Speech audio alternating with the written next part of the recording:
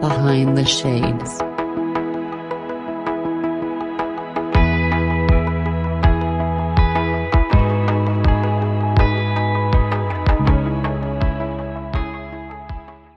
Hello, Danielle. How are you doing today? Good. How are you? I am well. The sun is shining. I was outside a little bit, but I'm back in here to speak to you about a beautiful and fantastic topic. So, thank you very much for joining me today. Yes, thank you so much for having me today. I do appreciate it. So, I know we're going to get right into it because today we're going to talk about parenting and children, and you have like a unique perspective on children. So, before we jump right into that, Danielle, why don't you tell us a little bit about yourself, who you are, and where my guests can find you? Yes. Okay. So, hello, everyone. I know that I'm sure probably a diverse group of people are listening right now. Not sure where you are. I'm in California. So, I know that maybe you're in a different country, different time zone, but I just thank you for having me here and for being here and for listening. For me, just I always have lots of random stories to share, but I will try and stay on topic today. I am Danielle. As I mentioned, I'm in California. I am a single mom. So my daughter is 5.5, will be turning 6 next month, which we're excited about. She just graduated from kindergarten, going into first grade. And so my parenting journey has been interesting. Um, from just the beginning of struggling with infertility, having a loss before I had my daughter, having her. And, there's so many things that they don't tell you in the parenting books.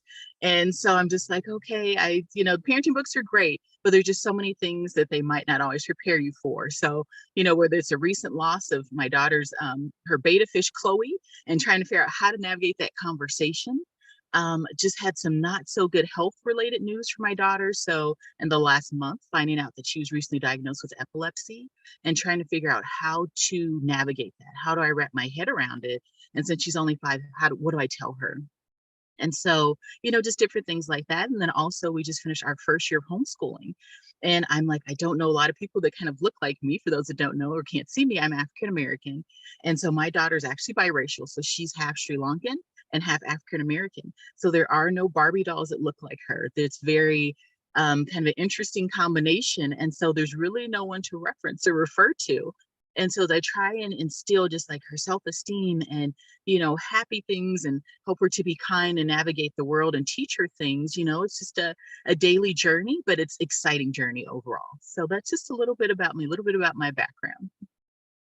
Perfect. So, what we'll do is we'll start from the very beginning of your parenting journey because you mentioned some key topics where I don't think a lot of people speak about.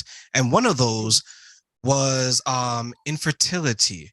And you mentioned that you were going through that. So, when you're going through the infertility issues and you're trying to have a child and you're working, you're probably talking to your doctor, you're probably pulling up books, you're probably searching online, you're just trying to figure this thing out, right?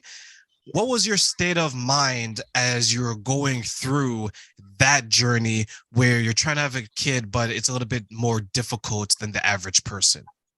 Very good question. So with infertility, I actually just spoke to that recently. So a little bit more about my background. I am a certified life coach also. And so I love to work with women that are struggling with infertility, miscarriage, and that are also single mothers by choice, which no one really talks about. So very kind of taboo topics. And I know a lot of times very personal topics. So as I've kind of reflected on my journey, that really helped me come to terms with it. So my first kind of loss was about 6 years ago, very traumatic, and then ended up having my daughter. And for me, it was very isolating. There was no one really to talk to. I just got married. I got married when I was 26, about around that age. And so it was just assumed that, you just get married. I waited and we'll just be able to have kids and end up seeing a infertility specialist in this case, fertility specialist. But either way, and he's like, you have a 1% chance of having a child on your own. And it's just like, you do with that? Like there's, like, okay, well, then what do you do next? And so it was very isolating, very lonely. Then end up having, getting pregnant, which was exciting, but then that ended in a loss at almost about 5 months. And so it's just like, how do you wrap your mind around it? And for me, I didn't have a time to process the loss. I had the loss and had to go back to work 2 to 3 days later. And so, it's just the midst of the pain and the physical, mental, spiritual pain of it, and trying to process it. Thankfully got pregnant with my daughter right after that, but it was very difficult. So in that, things were kind of going well, then had trouble again at 5 months and was on hospital bed rest for 6 weeks. So I was just in the hospital, just staring at the ceiling for 6 weeks, pretty much almost by myself.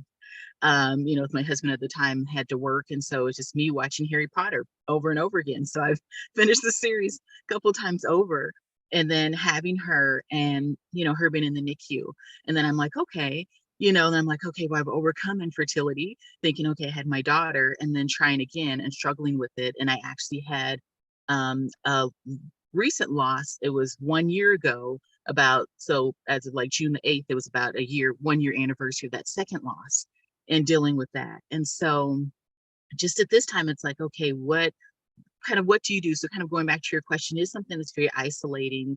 It's something that just you feel kind of guilt, you feel kind of shame, you feel broken, you feel inadequate. There's just a mix of emotions that someone might feel. And it's not just the woman, it's the man that can feel the same way too. But a lot of times men and women will feel differently about infertility. So it's important to kind of talk about it, even the difficult conversations, even when it hurts, to just feel less isolated, feel less alone. Did you feel that you went back to work and you started that part of your life too soon after the first loss? Yes, for me, I didn't have any PTO. So in that, it was a new job that I just started. So I had only been on that job less than a year. And so for me, I worked in a call center environment. I literally had to go in. So it was before I was doing remote work. And one of my first calls that I took, it was a woman that had a baby and her baby was crying.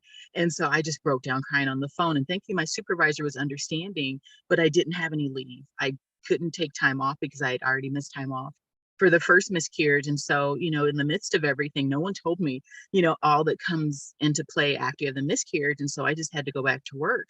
And, thankfully, my coworkers, they gave me a card, which just meant so much because everyone knew. And they didn't like coddle me and they didn't pity me, but it was just nice to know, that someone cared. And then I had people from church that surrounded me, a little bit of family support, but it still felt like no one understood. So for me, I didn't really have a choice but to go back to work. And then also the same thing for the second loss. I was in the hospital saying, hey, I just lost my baby. I'm sorry that I'm missing work. And then I'm like, well, this isn't my fault. And I really had to reevaluate my thinking around it. And once again, had to go back to work right away in the midst of pain. And for the second loss, I actually had surgeries. I had 15 staples, in that, and didn't get a chance to rest. I got maybe a few days off, not even a week, and just kind of had to go back to business as usual in the midst of pain and everything else. So, yeah. I know for many parents and maybe people in general, they always feel, well, I shouldn't say always, they feel many times that no matter what's going on in their life, they're somewhat apologetic for missing time. So, for example, you went through the miscarriage and the loss of a child, and here you are feeling somewhat guilty because you're missing time from work. Or if someone were to get sick themselves and they've missed a few days, they may say, oh, I got to get better. I can't miss any more work. They feel guilty again. Or another example would be if they have to take a day off or a couple of days off because they have to bring a family member that is not feeling well or family member is having surgery. In the back of their mind, they're thinking, hey, I only can make a day or two because I don't want to miss 3 days. I don't want to miss 4 days. It's like we know in our minds that after a few days, like day 3 or day 4, we're like, I don't know, can I miss another day? For you, because I know what I would do in that situation, I would say, hey, job, this is the situation. I'm not physically well enough to continue, and I'm definitely not mentally well enough to be present at work. I'm going to need some time off. Was there ever a point during that time, Danielle, that you were thinking, I don't know if I can maintain everything because I'm starting to feel a little bit of imbalance in my life? Very good question. So yes, that happened often, in the midst of there was nightmares and just the sleepless nights and the tearfulness and the moments where you break down emotionally. But here in the United States, it's unfortunate. I'm not going to get into the politics, but it is unfortunate because when it comes to leave, like I was just talking to someone recently about it, and it's like you get a reward for whoever works the hardest, who goes to work when they have COVID. Because I had to go to work when I had COVID and I couldn't walk and still had to go to work. And it was unfortunate because they didn't provide any leave or any kind of really assistance. And so, a lot of times it's like the person that pushes himself the most and that goes to work when they're kind of half alive and half not alive gets the reward. And it doesn't matter if their leg's broken, if they're bleeding out on the floor, as long as they made it to work, then they get that badge of honor. And it's unfortunate that that's kind of like the environment, or what's being praised, or what's being kind of sought after, what we're supposed to aim for. And I wish that I had that opportunity, but with my job to not work, at either risk losing my job or, being off with no pay. And for me, I was kind of the primary breadwinner. I made the most at that time. The first time around, I made the most when I was married. And then the second time around, not being married, and it was just me and my daughter me and my daughter. But in this case, I couldn't afford to take time off. Like, it just was like, you kind of have to grin and bear it, even though, okay, got counseling, which is great, but still had to like do counseling quickly on my lunch break, and it was just kind of rushed and didn't have time to process it, because it's like I risked losing my job or not being able to make rent to take care of my mental health and physical health. And it's just sad that you have to kind of barter or kind of have that trade-off, one or the other, versus having both. I worked at a law firm, and what you said about how you have to like kind of determine which one you're gonna pour yourself into, either the job or your health or things like that. There's a lawyer I used to work for way back in the day when I was in immigration law, and he's married with 2 kids. Maybe he still is, but at the time he missed every birthday, every vacation, every special event. And when I started there, I was young. I was like 18, 19 years old. And I was just like an intern at that point. And he told me, he said, if he can do it all over again, he wouldn't miss any of that, because the money will always be there. It will always come and go. But the time you can't ever get back. And one of the things that he did just to see his wife consistently was he employed her there part-time. And he told me a very painful story, and he shared that his children are probably going to grow up, and when he's much older in life and he's going to need that type of assistance from his children, they may not give it to him because he wasn't there when they needed him. Right. And I think that's a price that many parents pay, because, as you mentioned, they try to walk this fine line, this tightrope, if you will be, trying to make sure that I don't fall over to the left because I can't lean too much there, and I don't fall over to the right because I can't lean too much that way. And it's just difficult. And for you, Danielle, when you were able to finally have your daughter and she's growing up, and you're making it work, as you mentioned, as a single parent, and understanding that life is a little bit more different for you now versus when you probably were married, have you seen any differences in how you approach things today versus how you approached it back then? Yes, very good question. So now I really am trying to be more intentional. So as you mentioned, like your coworker, it took a while, but I really had to weigh kind of the trade-offs and say, what's really worth it. So for me, I have more than one job. So I have at least like 3 different jobs, a side hustle, a little bit of everything. So there are times where I worked 3 different jobs in one day. And it was like this guilt of not spending time with my daughter and wanting to be there. And for her, she just wanted snuggle time, and she still wants to just have cuddle parties. And I'm like, I can't, because I have to on one laptop, close that laptop, have a little bit of a break, and then hop on the next laptop for the next job. And I said, this isn't life. So I'm in the process of getting rid of that other job, and it's going to work out. I have faith that everything's going to work out. And I'm trying to, start my own business. So that's going to help too. But in it, just realizing more of just what are the priorities, what really matters in life. And especially since my daughter's having some more kind of complex and more life altering and long-term health challenges, it really has forced me to reevaluate things and saying, okay, what's really important? And, just in the midst of things happening in schools and just all the way around, things happening in the world, just really saying, just living each moment like it's the last. And sometimes it's kind of sad, and I don't want to seem depressing in that, but I'm really trying to be intentional. So I'm like, okay, I could pick up some overtime, like, for example, working every holiday, Christmas, 4th of July, whatever it is. Or I could take, say, what, I'm just going to take my daughter to an indoor playground, and we're just going to play for 2 hours, or we're just going to go to the park, or just go to Target where she loves to go. And so I'm just trying to be more intentional now than I was before. How much of a, if I can call it this, how much of like a wake up call was your daughter to you in regards to how you want to structure your life now? Yes, yes, good question. So, kind of going back to what I was only child and kind of, I feel like in a lot of ways, kind of raised myself. And so having her really open my eyes to a lot of times what's important. Just like if it's chasing after a butterfly, then it's those little things, and it's like before I was just always used to just working even in high school. I'd go to school and after school catch the bus to work. And that was at 16.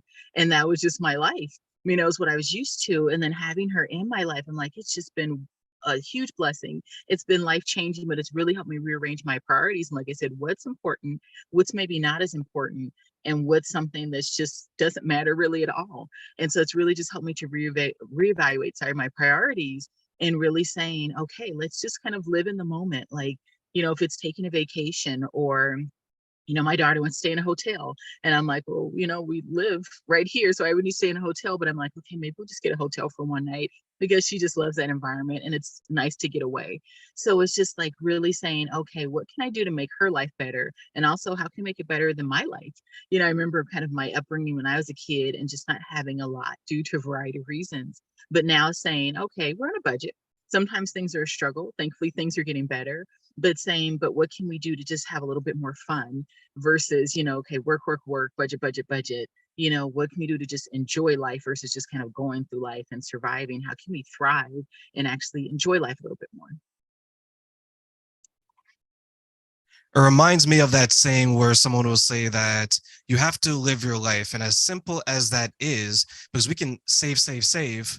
And then when we're gone, we don't have any memories or we haven't left anyone with memories. And that's something that is very important to me because I don't have children myself. So I don't have a legacy that way, or I don't have the memories that way.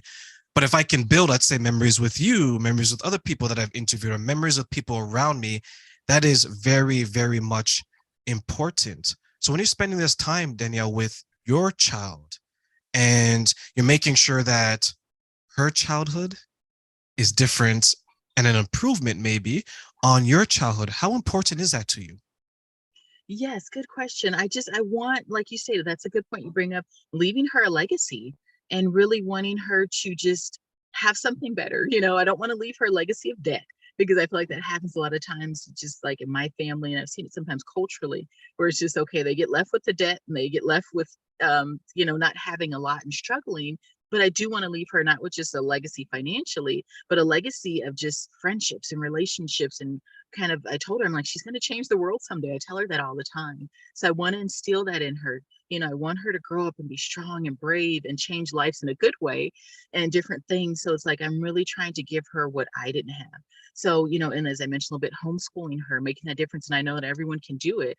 Some people consider it as a luxury. Some people say it's a need, but this year has just been so great as I've been able to spend time with her, teach her. We're able to kind of learn together and just learn things kind of beyond her years. And if she has a question, I'm like, okay, let's ask Siri or let's ask Alexa and let's Google it and find the answer and learn together.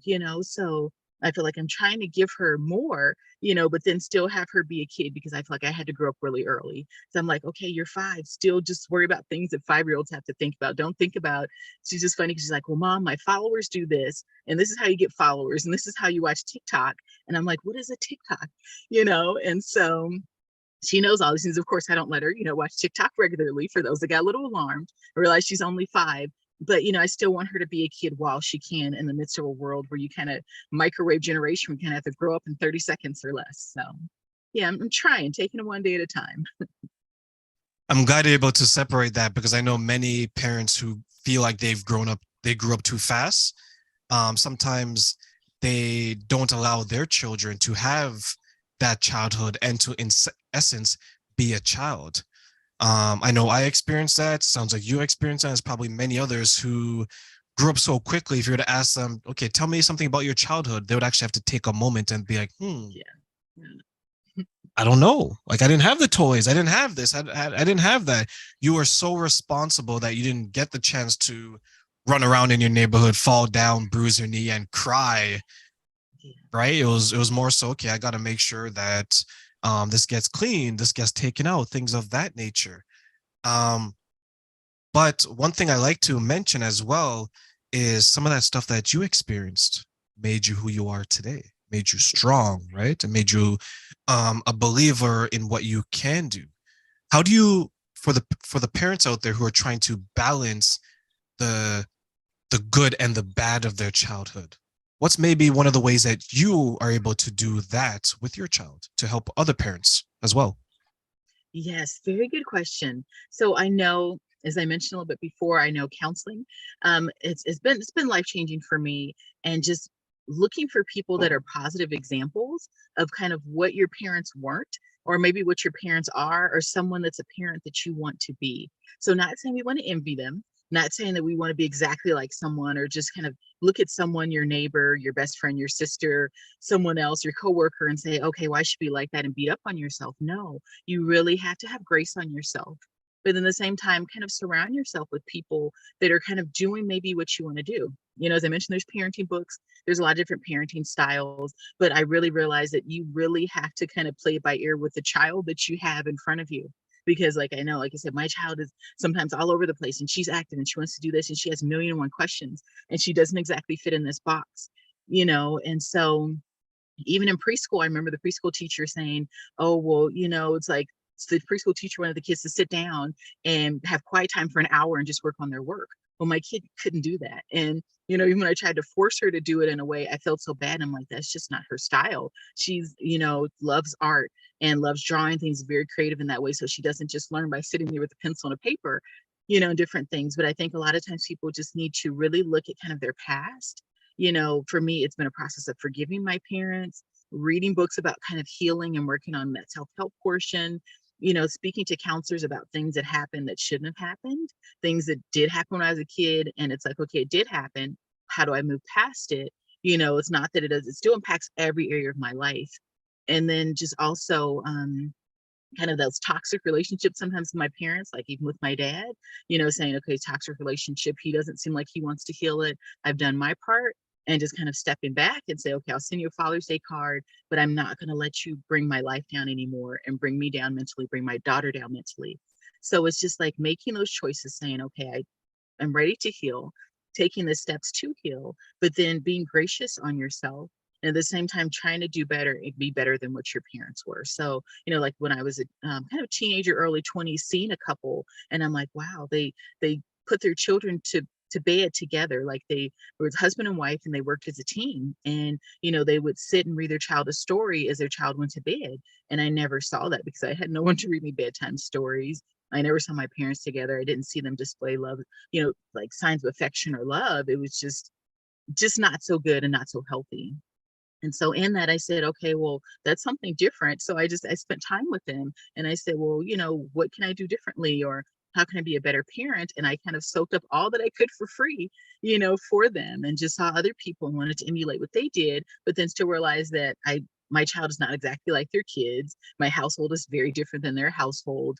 But like I said, being gracious and just taking it one day at a time, but taking the steps to kind of figure out what works best for me. When you're counseling parents, do you find that the self-awareness of what needs to be changed is a stumbling block for some parents? Yes, I think so. I think a lot of people, many people either kind of want to be just like their parents, be the complete opposite of their parents, or they're just trying to find like some in between, and they never really take the time to find out kind of their parenting style, or work what might work best for their household. So a lot of times they say, oh, well, my mom and dad they did this, and as kids we did this together, and we went on vacations, we ate together. Well, now maybe it is still two-parent household, or maybe it's a one-parent household, but your dinner times may look different. Like we never ate at a dinner table. And I didn't get that until I was like 26 and with a bunch of roommates. And I'm like, what are we doing eating together?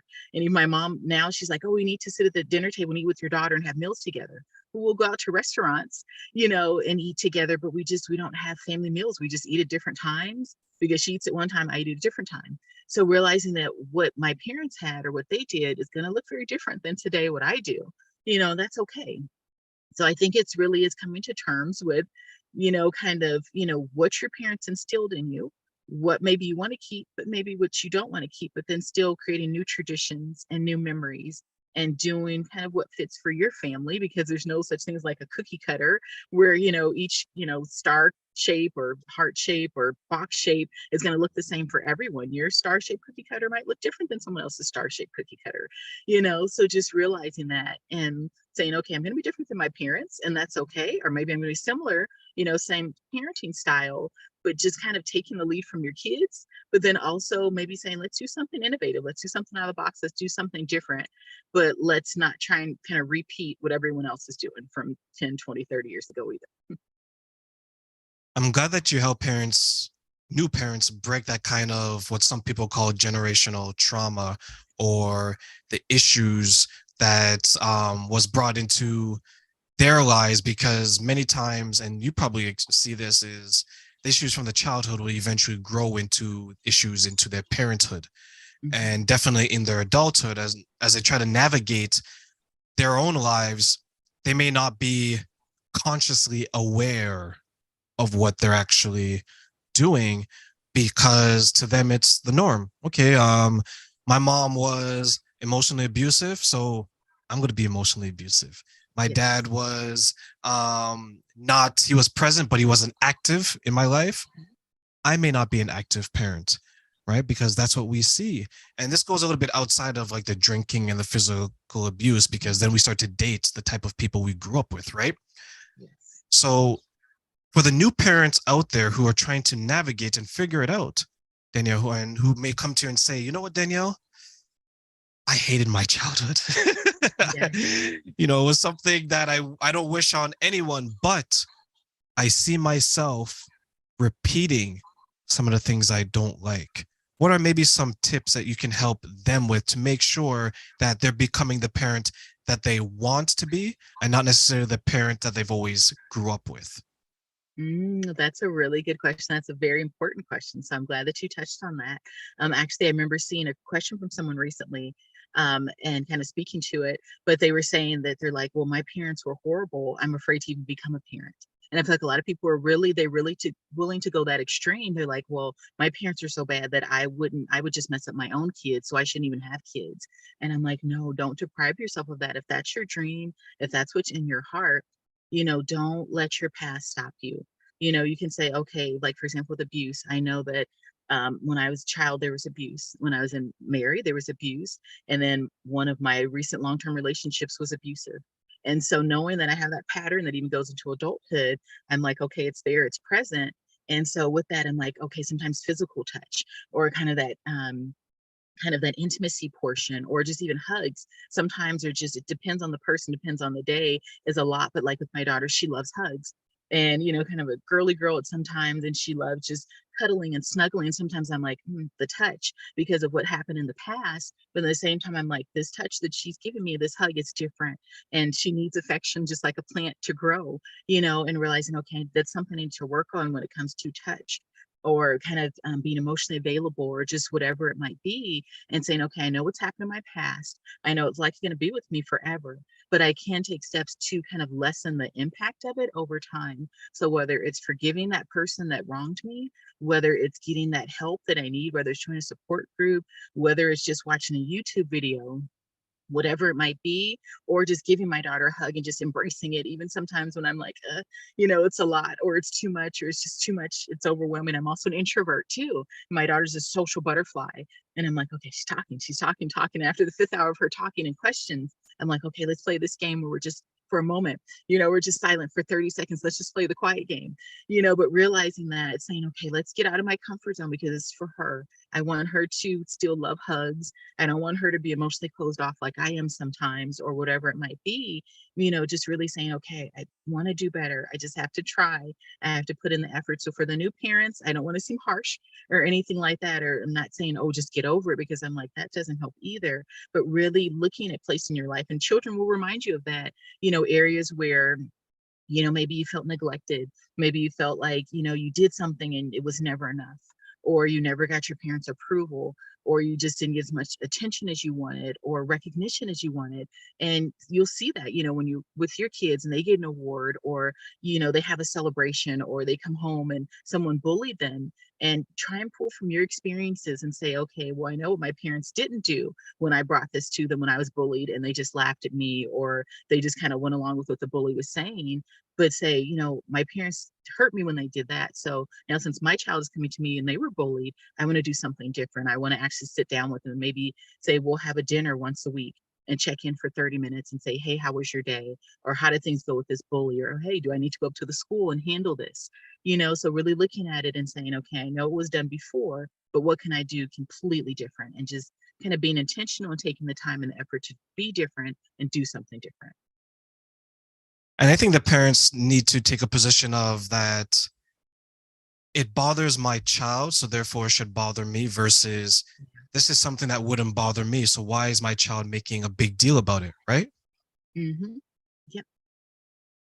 So Very. as we look to close, if you had the opportunity to leave a legacy outside of your child, but with everyone who's watching or everyone who you've come in contact with, what type of legacy would you want to leave them, and how would you want them to remember Danielle?